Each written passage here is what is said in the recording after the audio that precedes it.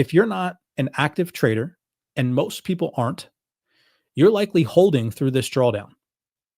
So if you're listening to this and you did not sell the top, you're probably still holding your positions.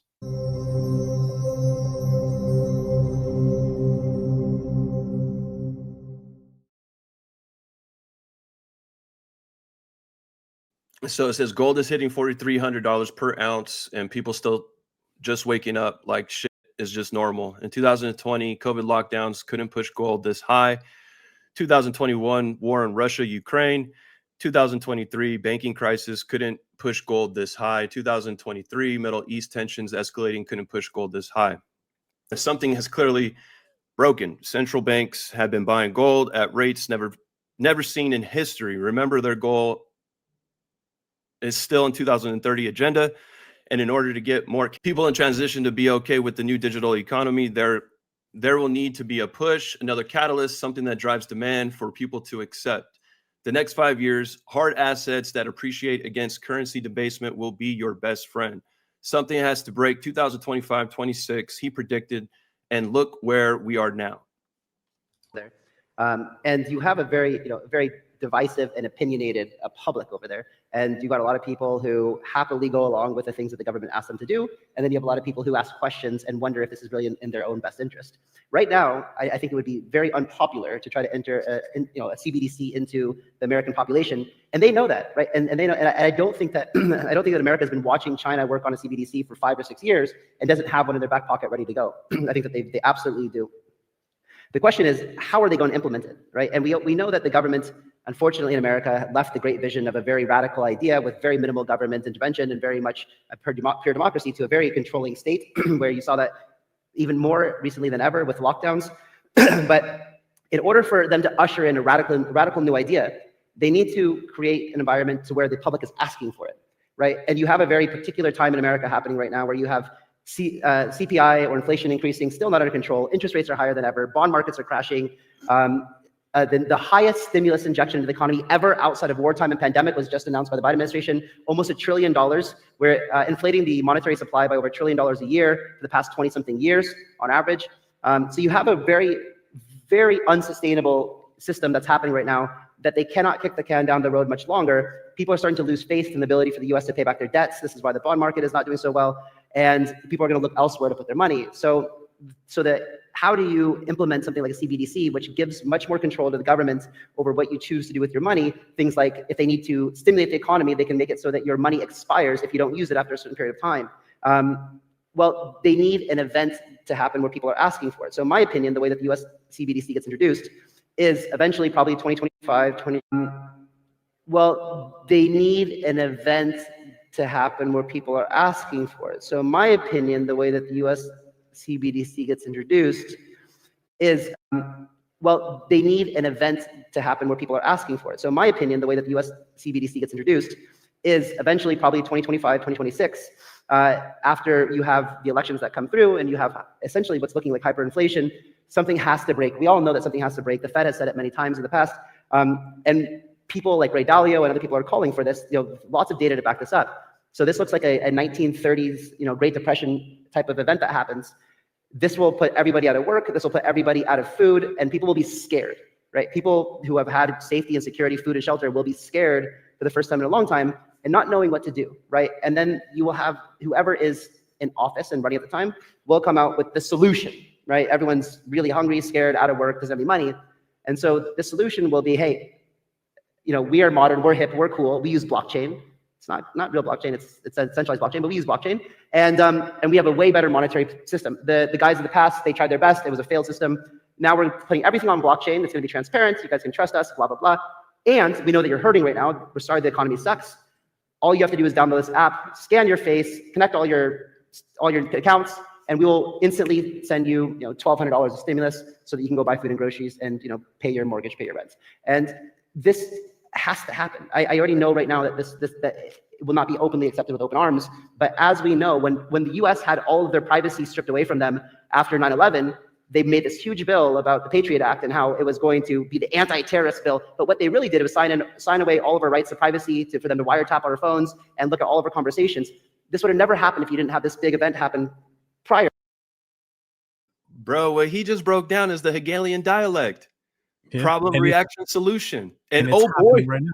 and oh boy to his left, did you see him kind of put his head down and go like, "Ah, bro, you're speaking too much." Yo, listen, but guess what? The crazy part about this is Kyle Chase, the CEO of Mace Ventures. Okay. Think about the time frame that he just gave. He said that this would all start to happen in 2025, 2026. This video is from 2023. Bro, it's happening right now. Gold is literally at an all-time high. Everybody's freaking the fuck out. People are they're predicting that if this government shutdown prolongs and continues, then the employment numbers could be completely distraught and effed up. I mean, we don't know that to be a fact yet, so it's not good to gauge that that's going to be guaranteed, but it's possible. But I agree with him, bro. There's going to need to be some type of push, one more good shebang push, some type of catalyst to get everybody to transition to this digital agenda that the IMF just confirmed.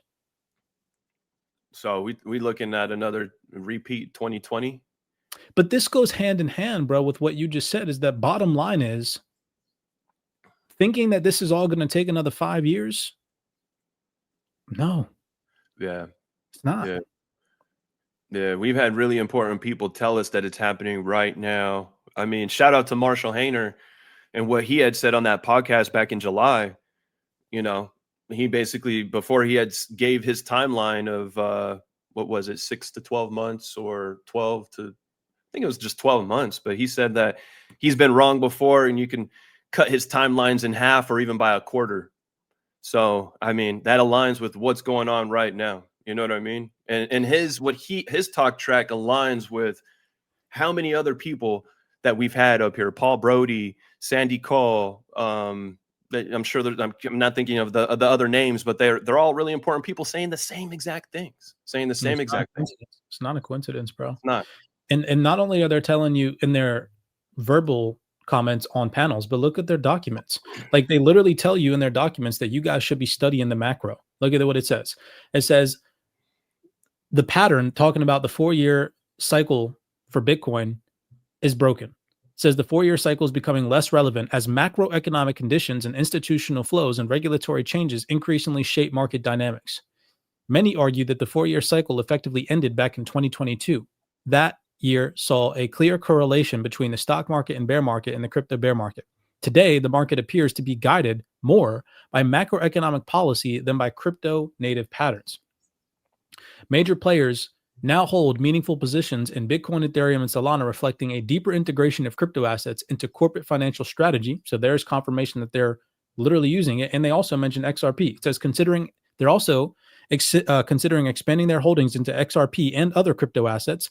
And do you remember we had the gentleman the other day, the institutional representatives? I think I had the notes. You remember they said that they're going to be expanding soon into the top 250 assets now? Yeah. You remember that? Yeah, I remember. We played that last stream, right? Yeah.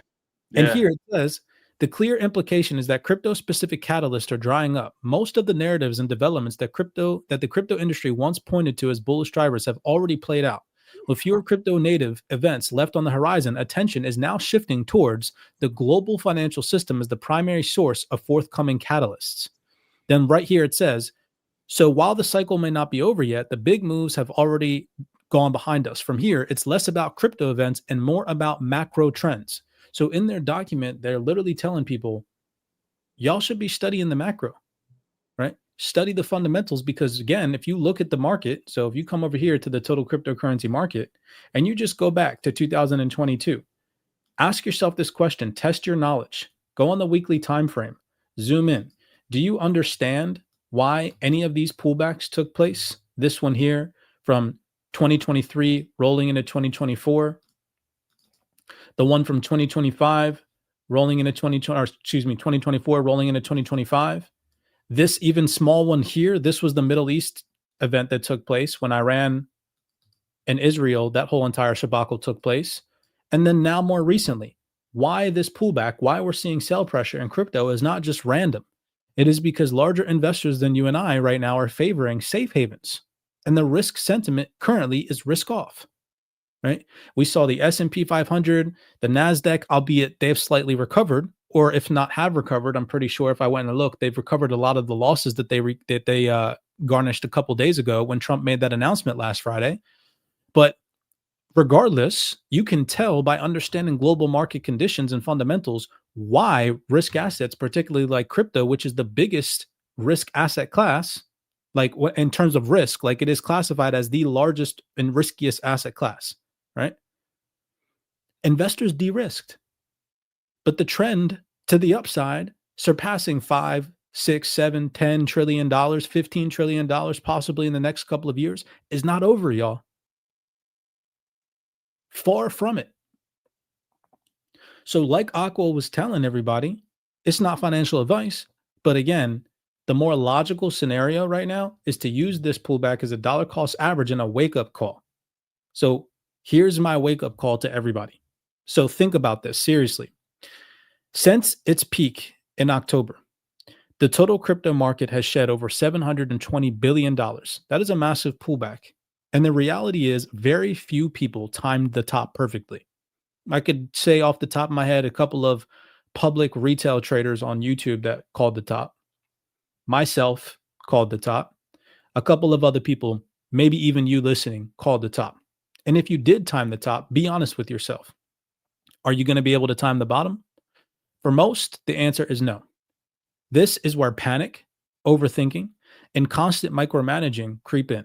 And that's exactly where many investors will lose their edge and mess up generational wealth. So here's the truth that most do not want to hear. For some odd reason, I don't know why they don't want to hear this, but it's the truth.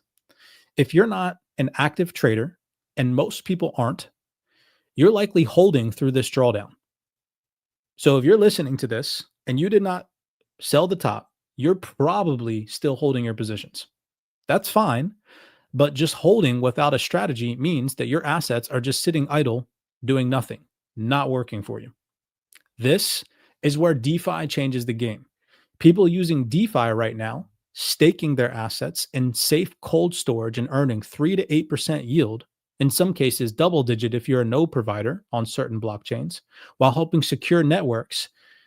They're not just waiting for the next market recovery to make money. They're compounding and making money right now. So when the market does turn back up, these DeFi users are going to come out with more assets than they started with when we went into whatever cycle we're headed into. Because what if this bear cycle or this pullback lasts a couple months like it has in the past? Right? So really ask yourself, because some coins, as someone not using, or the same coins as someone not using DeFi, but more numbers of coins they will have because they use DeFi to grow their bags. So it's the same coins as someone not using DeFi, but the person that is using DeFi is going to have more bags. This isn't magic, it's logic. You've already done research, most likely, to hold crypto, which you believe in, okay? Which we all know is risky, because none of the crypto that we have picked are guaranteed. Not XRP, not fucking XLM, not HBAR, not Quant, not all the ISO tokens. None of them are guaranteed, y'all. So you've already taken on the risk. You can apply that same due diligence that you did to do the studies on the blue chip digital assets that you accumulated in DeFi, learning about these protocols, learning how to participate safely, learning how to mitigate risk, and you can turn your idle holdings into active yield generation strategies.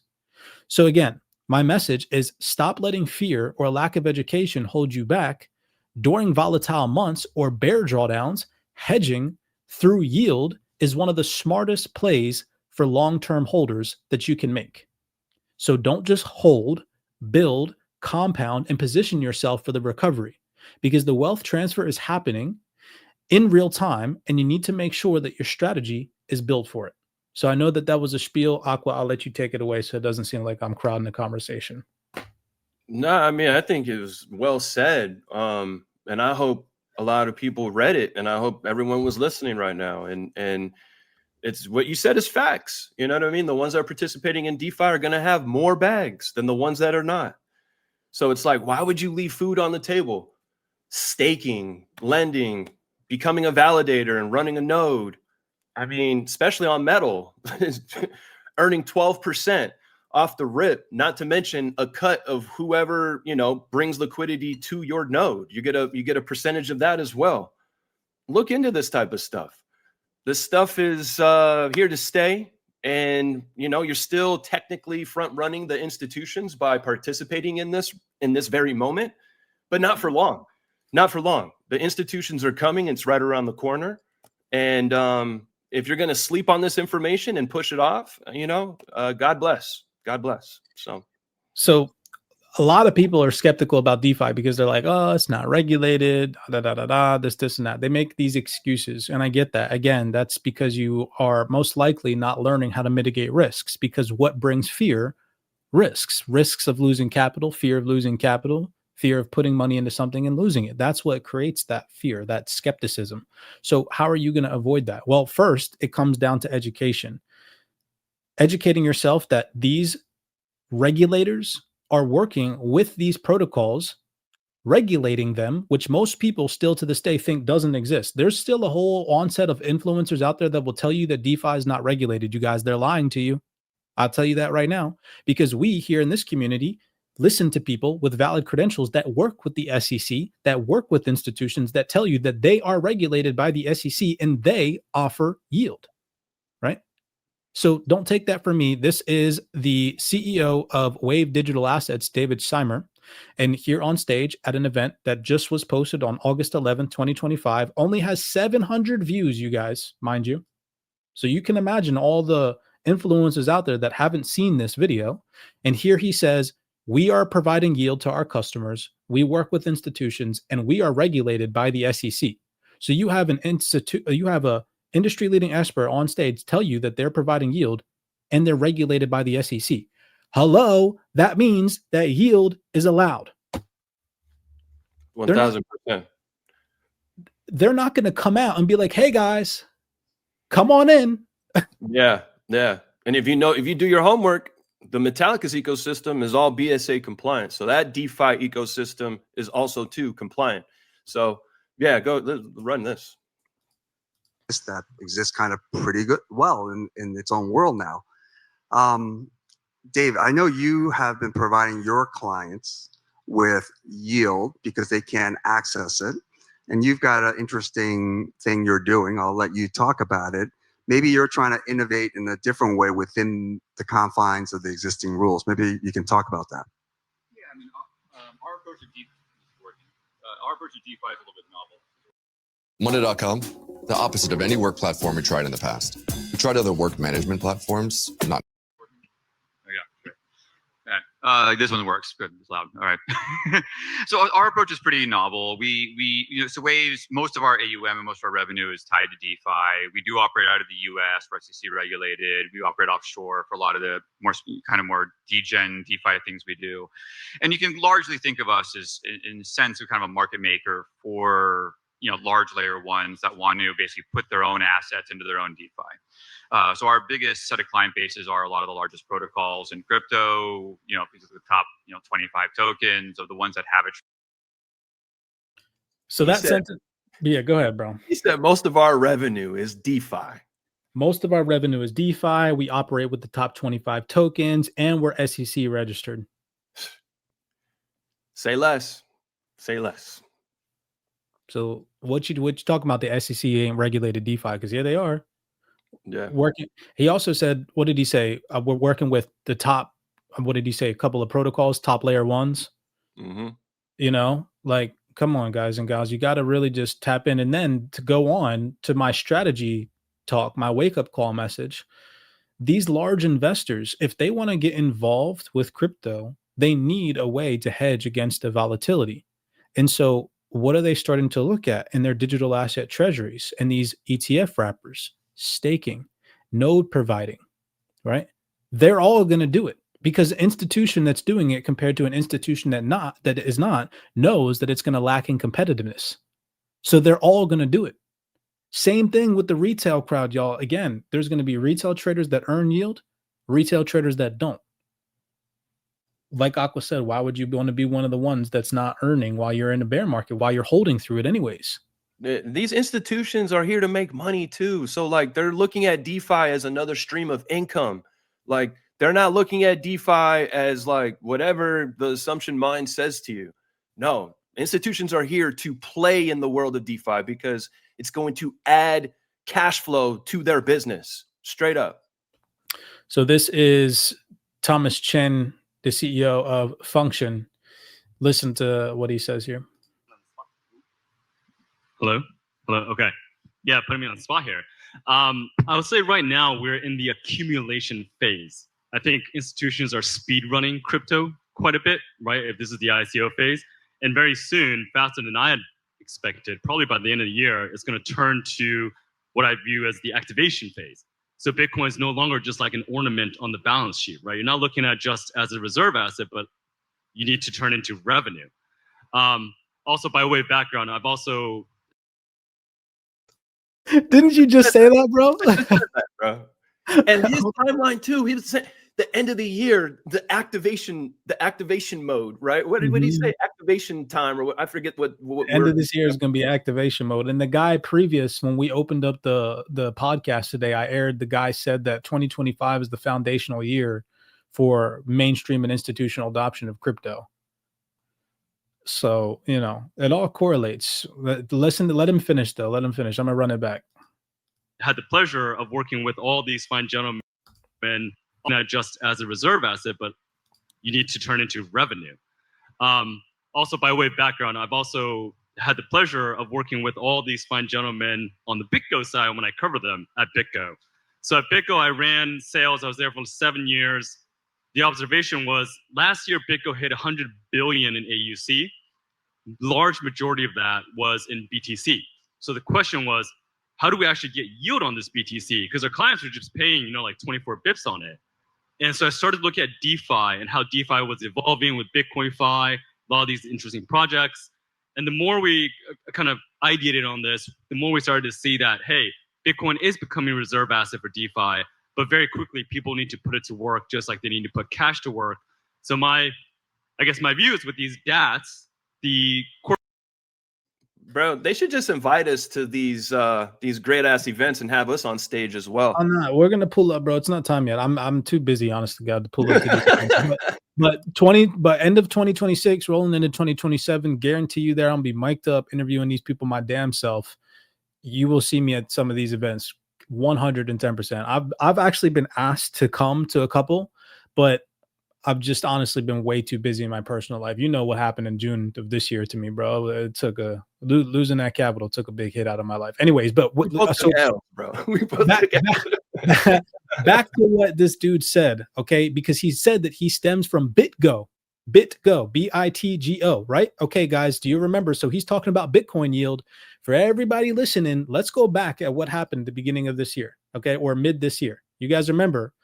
BitGo enters a strategic partnership with Vivo Power to facilitate its initial US $100 million XRP acquisition for a treasury strategy. And in this treasury strategy, they are committed to utilizing this XRP for yield generation, right? You can't make this stuff up. So wow. It's not just Bitcoin that he's talking about, right? It is XRP. It's going to be a lot of these digital assets, Ethereum, Solana, right? It's not just Bitcoin. They mainstream Bitcoin on these panel discussions because behind the scenes, they're probably told that they have to say that, right? But here's it right here. It says, right? If you want to, I can read this. You want me to read this where it talks about how they want to earn yield? It's literally right there. So again, you know, this guy's talking about how when he worked at BitGo, that's what their focus was. He's telling you guys, hey, these institutions, if they want to get involved, they're going to need to turn these digital assets into yield-generating assets, revenue-generating assets. And here's BitGo announcing this strategic partnership with Vivo Power to accumulate $100 million worth of XRP to put it in treasury strategies that are generating yield. You know, this is mind-blowing stuff, bro. It is. Where does it say? It mentions XRP on this document right here that you're sharing. Yeah, bro. It says it right here. Oh yeah, right. It's right there. Boom. No. So it says BitGo, the leading infrastructure provider of digital asset solutions, and Vivo Power, publicly traded company that this is back, by the way, from I think it was August or earlier this year in like July or something, right? It says to build a to transition to an XRP-focused treasury and decentralized finance solutions company, today announced a strategic partnership with Vivo Power, successfully raising $121 million, will leverage BitGo as an exclusive over-the-counter trading desk to acquire XRP for its initial US $100 million acquisition of XRP tokens. And then Vivo Power partnered with Flare, says it right here. So if you go and you look up Flare, Vivo Power, Yeah, they about to put that XRP straight to work. yeah, look, bro, that's exactly what they're going to do. Here it is right here. It says they announced this, by the way, at 2025 Apex. This is With Hugo the man Filion. himself, Hugo Filion, yeah. Vivo Power says a publicly traded company focused on XRP-centric treasury strategy today announced the launch of a definitive partnership with Flare to generate yield on its digital assets.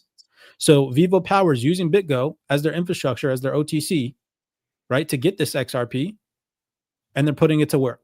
You can't make this stuff up. Yeah, you can't. You can't. And why would you sit your XRP idle when these guys are putting it to work to earn yield? Like, because the retail thinks that they're going to be able to sell it and then get back in the market at a bottom. yeah, not happening.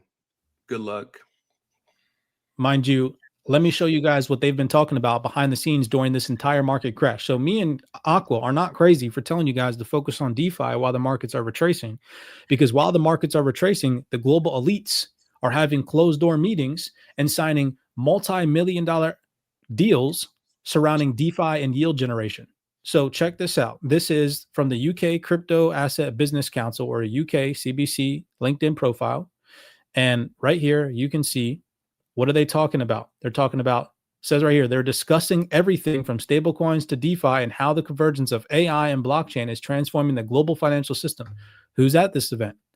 Well, we can see right here. You get all these industry leading experts. You got people from Bitpanda, Aave, who is a DeFi protocol. You got UK Ripple policy director of Europe, Matthew Osborne, right?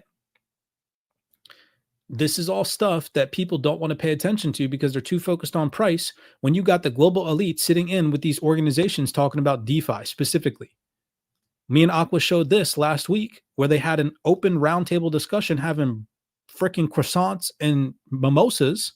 And it says right here, our core message is simple. Clarity is key. With the right rules in place, DeFi can deliver liquid markets, collateralization, settlement, and governments, the infrastructure of the future of finance. They hosted this event, DeFi, a strategic opportunity for the UK. This is that breakfast meeting right here. I still want to know what's on that notepad, bro. Still, yeah, bro, that notepad. I honestly screenshotted it and put it into AI, but AI wasn't able to determine what it said. Would have been clutch. But who was at this event, right? Again, you got Aave, Ripple, Coinbase, Kraken. Mind you, Kraken was the same one that just put out this document talking about the IMF, the end of denial. The IMF finally broke and admits that what crypto knew all along, right? We played that video for you guys at the beginning with the IMF director saying Bitcoin is a good investment opportunity. You got the dude from BitGo here, or used to work at BitGo, saying these institutions aren't going to just hold Bitcoin, they're going to earn yield on it. And I just showed you the same organization is working behind the scenes, acquiring XRP to earn yield on it. You know, this is not, none of the stuff I'm showing you right now, guys, is coincidence. It's a wake-up call. Hello. New era of finance. They're creating new tools, new opportunities, building out infrastructure that we have never, ever seen before, right? Never. We've never used DeFi before in finance because it hasn't been available. Learn it because it's a level playing field. What are you going to say?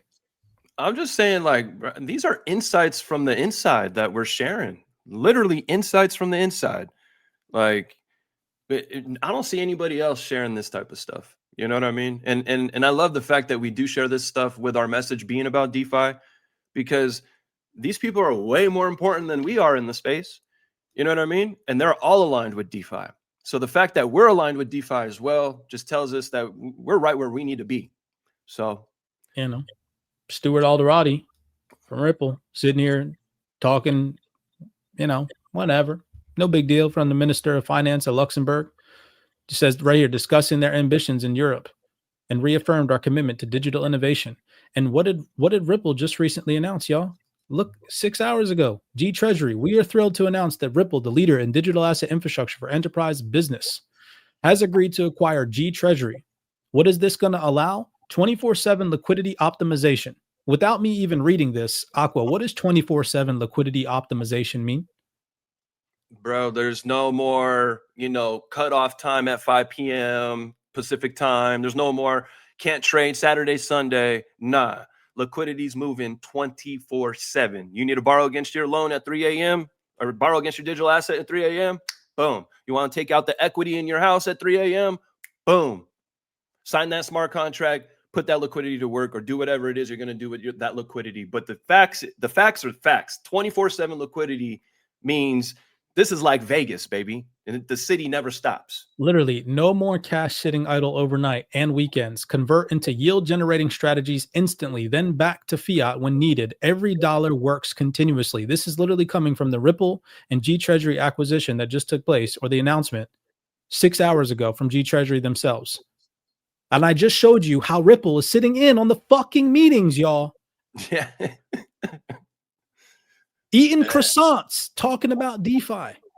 Facts, bro. Facts. No other influencers are showing you guys this type of sauce. And for the first time ever, too, the stock market will be 24/7 instead of it, stopping and holiday. It's closed, all that garbage, all that shit's long gone, long gone. It's so just crazy, bro. The amount of information that's available that people just won't read, take the time and just digest it. Another thing that's going to be available is, it says, one unified platform where individuals are going to be able to monitor and manage traditional and digital assets in real time through familiar G Treasury workflows, institutional grade infrastructure trusted by central banks in 300 plus financial institutions worldwide. And they're going to be able to earn 24/7 on their idle assets. So, mind you, okay, what we just showed you guys, you got this pullback happening. Everybody's freaking out.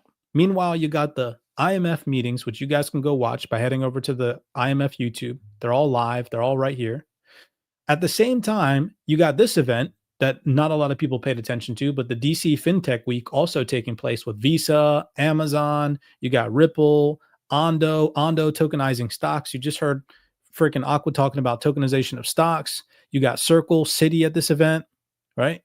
This is all happening while the pullback is taking place, and they're talking about DeFi. They're talking about digital assets going to work on stage. Here is another mind-blowing conference that took place where they're saying similar things, right? Remember what Aqua said about what Marshall Hayner said, the time frame. Well, people share this vision that thinking 5 years out is too late. Here's a gentleman right here with institutional credentials sitting at Stellar Meridian saying 5 years, if you're waiting that long to adopt these new technologies and integrate yourself, it's going to be too late. It's like a CLO, that's highly rated by like a Moody's, and pays even incremental yield. It's nice to see, that be an asset that's available broadly as well. Thanks, Liz. Why should traditional finance care about tokenization today and not 5 years from now? So, Lucas, do you want to I start? can start and then you guys move on. Well, I believe it's already happening, right? So we have been seeing activities, especially with digital twins. So we have been seeing institutionals already experimenting the potential of the technology. Of course, it will take time for more liquidity to come, but if they wait from 5 years down in the road, maybe it's already too late. Maybe they already be disrupted. And last week, I got to play your boy, John Ungerlin. Man, this is the man right here. He's the man. He's that dude. For commerce and for storage and service of wealth. But the banking leaders out there and the local financial services leaders out there have to get educated and get plugged in. And great companies like Metallicus and us are out there to do that and keep them plugged into that future of money. Awesome. We're nearing the end of my questions, but John, John and John, any final words here? Well, I think, one, I'll reiterate, getting in the game is very important, and there's a lot of momentum and energy, and we're here to be great stewards, and we're here to help accelerate that. But, I think my biggest fear is, you used to think you've got 3 to 5 to 7 years to kind of think this through. That's no longer the case. So, staying on the sideline is not an option. Yeah, I would echo that. I would say I hear all too often that, hey, maybe in 5 to 10 years, this would be real. And that's a really dangerous mentality. I liken it to this idea that there was a point in time when the Blockbuster executives confronted statistics that said, hey, 5% of people are now streaming movies. And they scoffed at that. But mathematically, if you're looking at a 5% per month,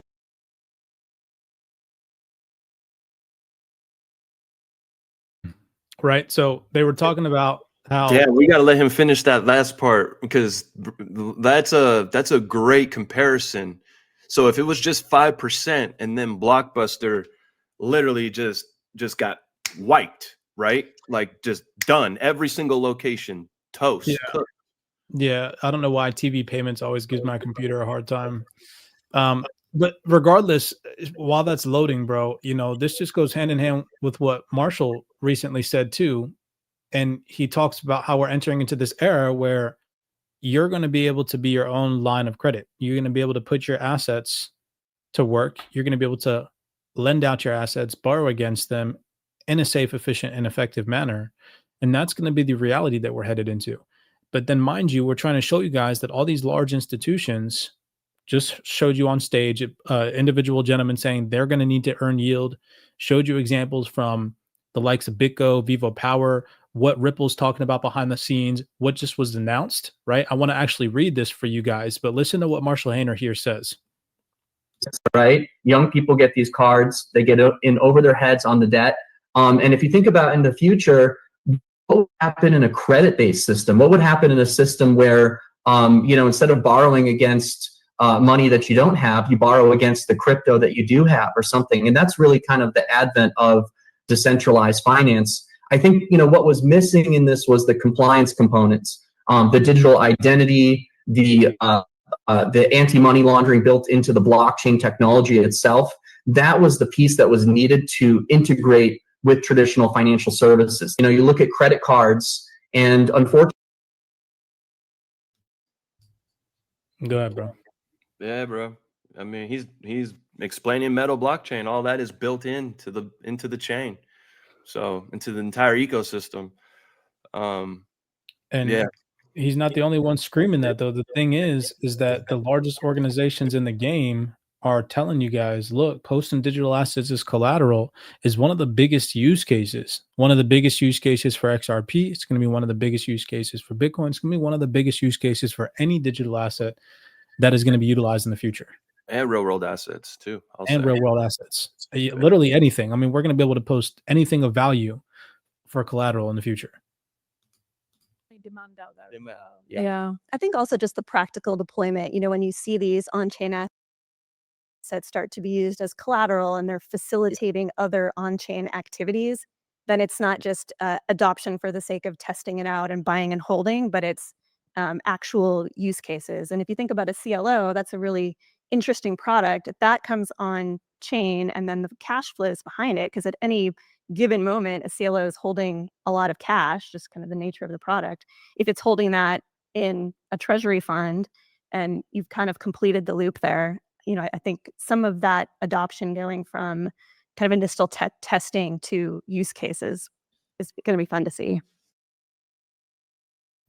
So I just like that she said posting assets as collateral is going to be an official use case. So I like confirmation like that, so people don't think that we're just like these two dudes with dreadlocks and fucking tattoos that don't know what they're talking about.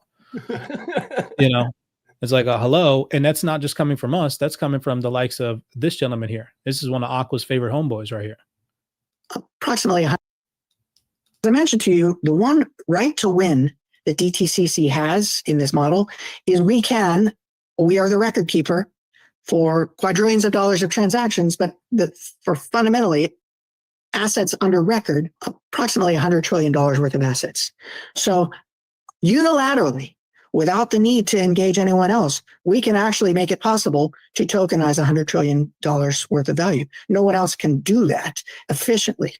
So we have both a right and a responsibility to do that effectively for the financial markets, because it unlocks so much among those things that it unlocks. So we're building out those rails to do that, to make it so that parties can, within seconds, convert any traditional holding into token form to conduct transactions. But tokens themselves really aren't game changers.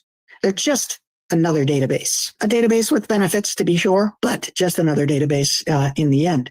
It's actually what you can do with tokens that makes the big difference. And the foundational transaction in finance is collateral. So most people think liquidity really comes from trading activity, that's what makes a difference, my ability to convert dollars to shares of Tesla. Yeah, that's important, but by far that's a drop in the bucket compared to transactions in liquidity that have to do with borrowing and lending. So there are transactions, repurchase agreements are the way that banks get liquidity. So they take assets, high quality assets like treasuries, and when they need cash, they post them as collateral and borrow cash from one another in a model called repurchase agreements or repos. That transaction is the most dominant transaction of any globally on a daily basis. Over $20 trillion a day. I think it's even more than that. But anyway, roughly that amount is in that transaction. Well, it turns out blockchain is the perfect technology. So he's literally talking about how these institutions with their treasuries, mind you, key vocabulary, because what did I show you? Vivo Power, BitGo, the dude on stage telling you guys these institutions are going to do this. What happened? XRP centric treasury for yield generation. You guys, come on now. This is not this is what the banks are going to be doing. They're not focused on where XRP's price is going to go like all these retail traders. They're focused on making that money, putting that asset to work, utilizing it in this new digital era.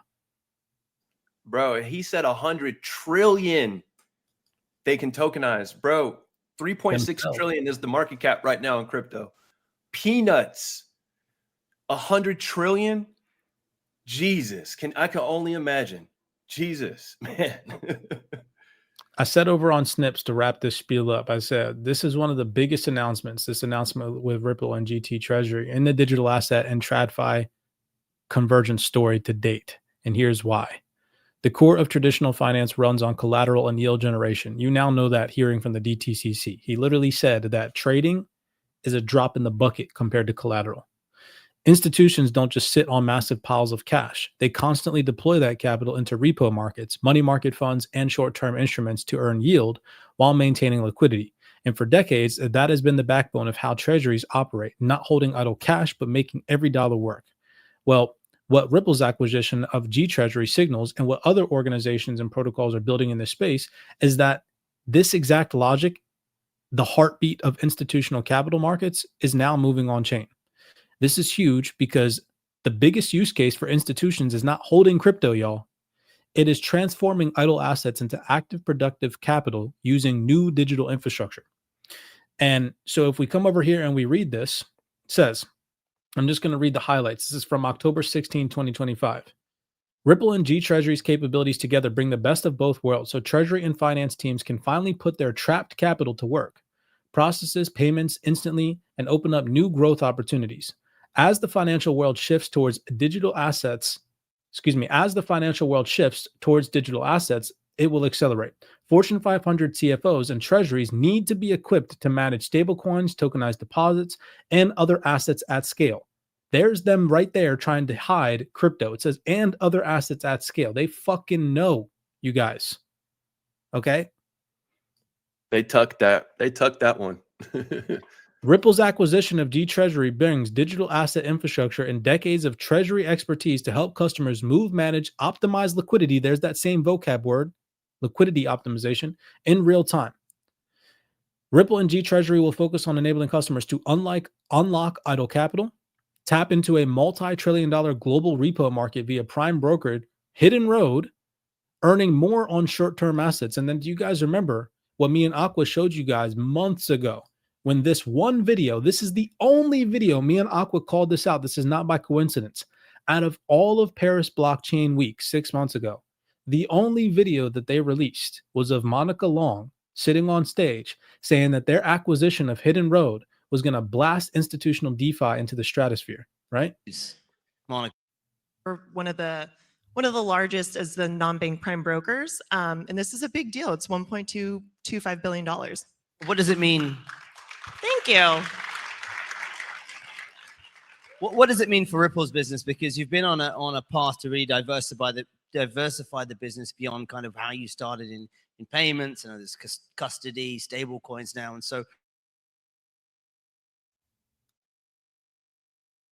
We can't hear it, bro. You can't hear it? Yeah, the volume just cut out. Let me refresh it. Yeah.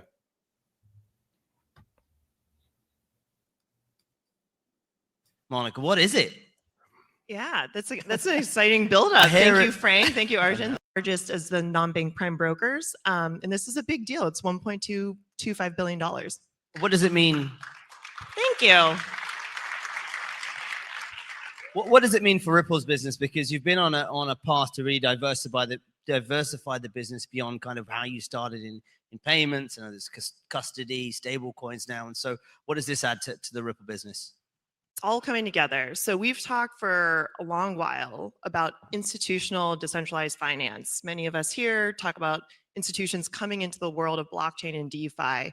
And this is going to blast that into a new milestone, kind of a new stratosphere. So the idea.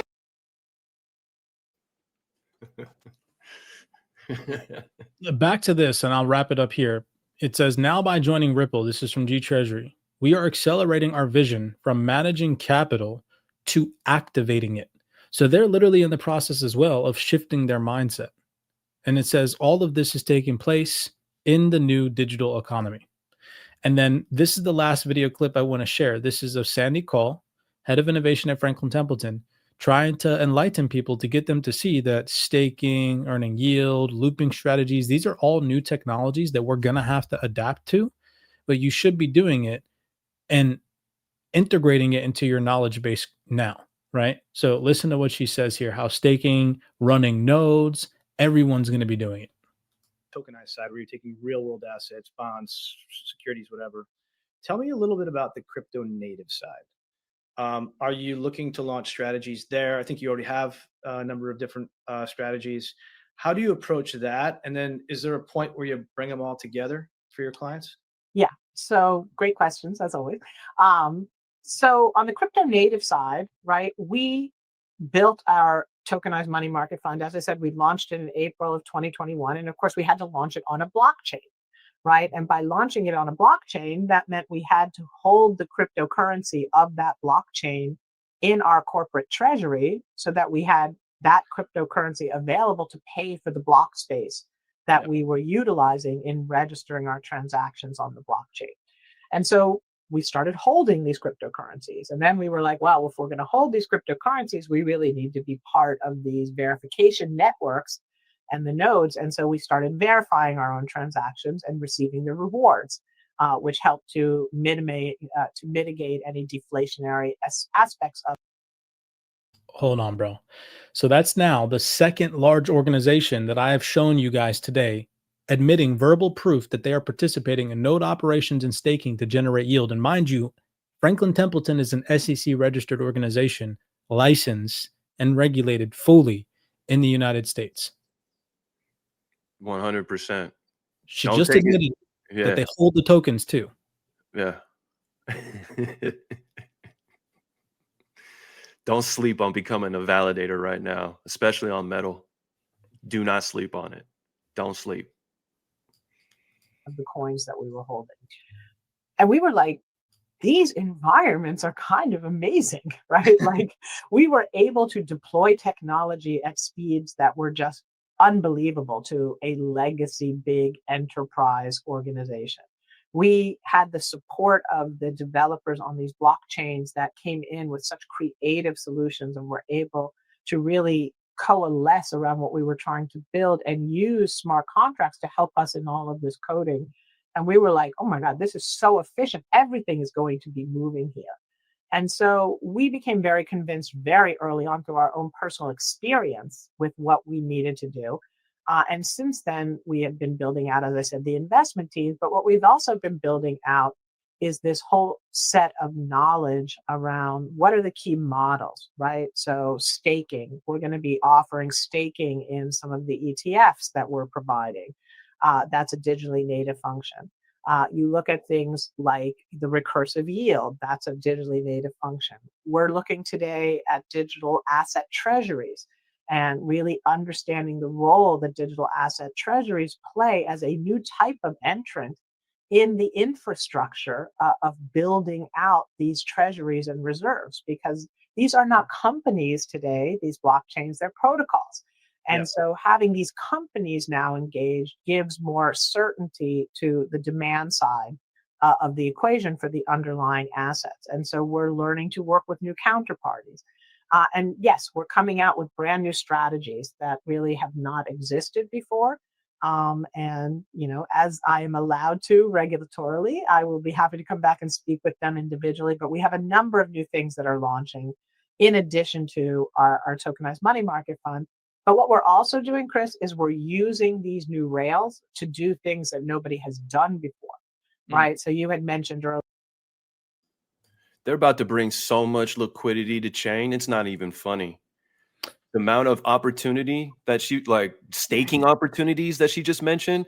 And then what's crazy is we've heard her on stage mention meme coins. She doesn't even mention it in this talk track. So I wonder what's going on that side too. The crazy thing, again, for just people to wrap their mind around is that you have to understand. So you got an onset of influencers that are telling you, oh, don't participate in DeFi, don't do staking, don't do this, don't do that. But here is a regulated entity with many more credentials than probably 99.999% of people on social media right now telling you guys about the markets. Tell you that not only did they participate in staking and node providing and actually holding the digital asset that they're using for their treasuries, right? But she just openly admitted that they are starting to build new strategies that have never existed before, you guys. So what, as a retail investor, do you think we should be freaking doing? The writing is on the wall, my friends. The writing Drop is on the the mic. wall. I'm done. Friday podcast is over. If you can't see it after this one. Man, yo, Sandy's the best, man. She fancy too. I like that chain she's wearing. It's diamond out. I don't know if you can see it, but those are real diamonds on her chain for sure. Yeah, so. for sure, bro. She's bling blinging it, you know. With her credentials, man, she's probably a driver comes and picks her up when she wants to go out. Yeah, that's real. In a Phantom Rolls Royce or something. Yeah, facts. Yeah. So that's the podcast for today, guys and gals. Again, it's not to diminish anybody's intelligence. It's just to help wake you guys up, not mislead you into believing that we're going to see this happen overnight, or we're going to see high-end price predictions, or that $1,000 XRP is going to be what saves you. None of that. All institutional information documented straight from the source, panelists from some of the largest organizations in the game. If you guys want to lock in with us in the CYPRX private community, first off, if you want to see how we're earning yield on our digital assets, head over to CYPRXtrading.com, tap into the Wealth 28 Club. You guys don't have to risk your hard-earned crypto if that doesn't float your boat right now. You can watch us do it. You have over 200 video breakdowns step-by-step going over how to do that, how we are exposing our crypto in the digital asset ecosystem. So that way you can take notes, you can learn, you can see some of our trials and tribulations, protocols we like, protocols we've tested, protocols we don't use anymore, protocols we do use, this, and that. It's right there. Test it out for a month. You don't like it? Cancel it. You like it? Stay, because we're constantly uploading content every single week here.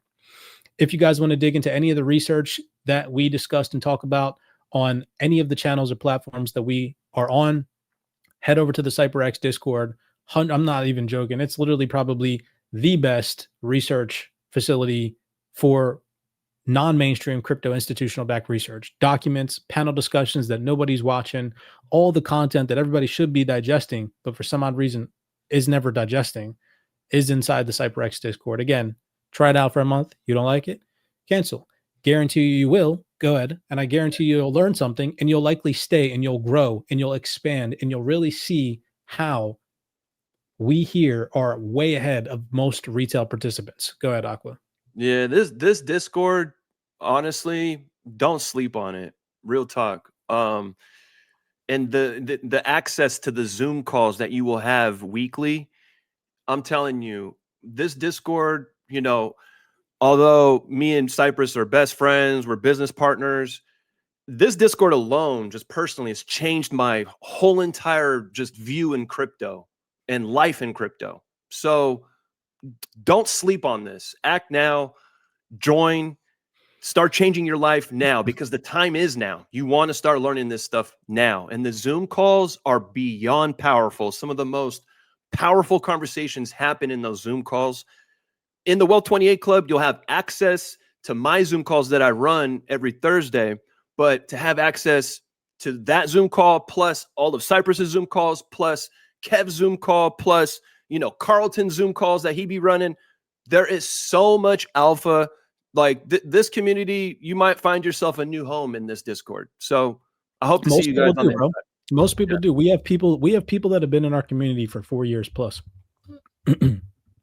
So family, man.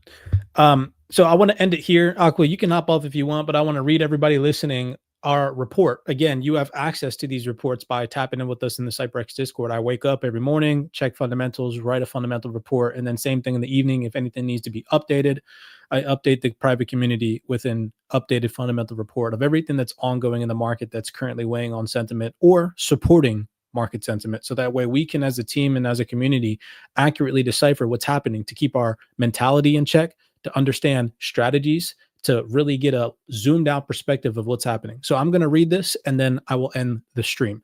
But starting here, I said, and this is again an explanation of why we've seen the market shed roughly about $720 billion from the top in October, right? So these are just some of, not all of, but some of the ongoing events taking shape in the global market sentiment that is currently and recently weighed on risk assets.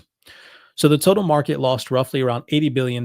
This was yesterday, mind you, okay, because this is our 16th report, giving back some of the recovery momentum seen after the massive liquidation event earlier in the week.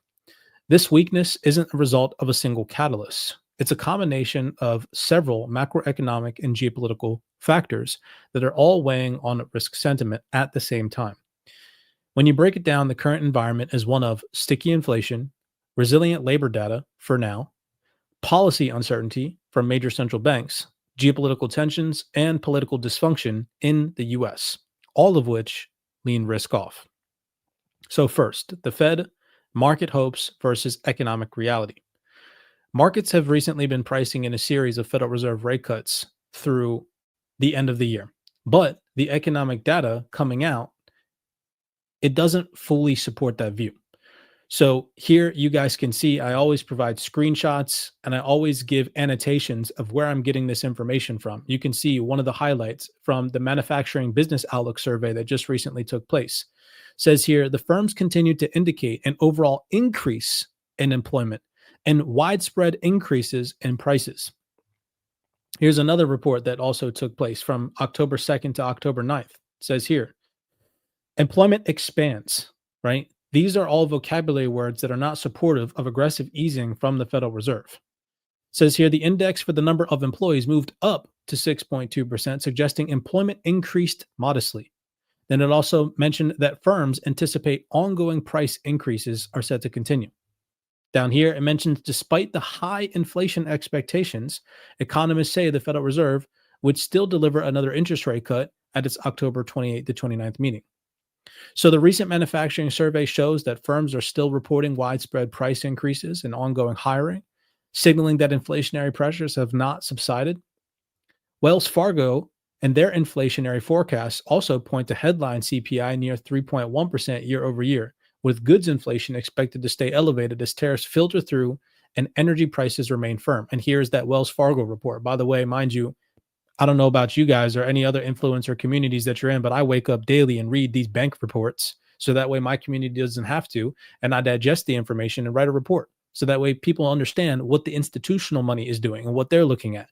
And you can see it says right here, the government shutdown may have altered the September CPI release date, but it hasn't changed the stubborn state of inflation. We estimate headline CPI rose to 0.4% last month, underpinned by a jump in energy prices, which would lift the year-over-year rate to a 16-month high of 3.1%. Core inflation likely rose 0.3% for the consecutive third month, holding the year-over-year rate steady at 3.1%. Beneath the surface, we expect good inflations to stay elevated due to continued tariff pass-throughs, while an easing in primary shelter costs should help cool services inflation. Setting aside the near-term data challenges, sticky inflation still persists. We expect inflation to hold near a 3% annualized pace through mid-2026. So what if that was to be the case? What if inflation, you guys, have you asked yourself the question, comes out in such a way in the data reports that requires the Fed to hold interest rates for a prolonged period of time?